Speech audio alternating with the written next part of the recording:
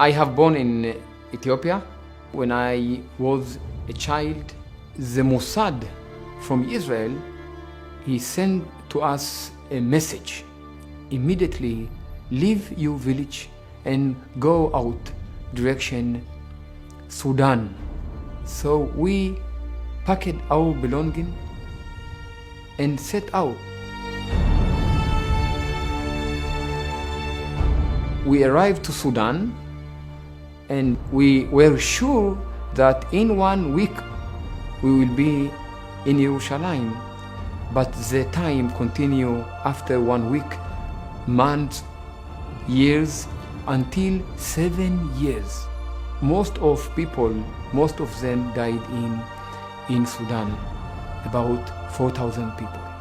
When my parents, they see all who died were kids, they decided, because they want to save my life, to send me alone to Jerusalem. The Israeli Secret Service, they took me from the camp and I leave my parents and I began to cry. One hand, I really want to see Jerusalem of God. In the other hand, my parents. This was very, very hard for me.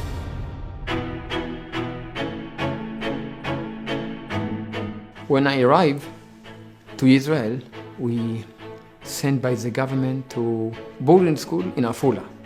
The name of the place was Emunah. This is a special place. 2 months later, I get a message that all my family have died. It's very, very hard for human being is to be alone. And Emunah, they embrace me and they believe me. They give me everything: food, clothes, shoes, money, and they give me the hope. 2 years later, the head of Emunah house called me and he told me, listen, one family, they looking for you, that they may be your parents. And now you go and maybe see them in Or Akiva city. And I went to the adoption center. I see them and suddenly I recognize them as my parents. After high school, I go to service in the army and I became an officer. I came back and I finished my second degree, and after I continue in Jewish philosophy, my PhD.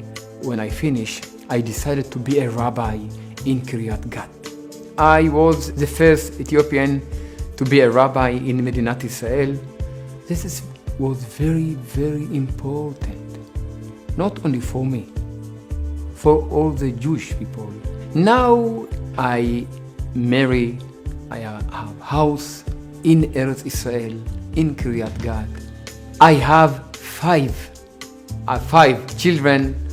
When I imagine how I was in small village in Ethiopia, this is unbelievable. Emunah changed my life.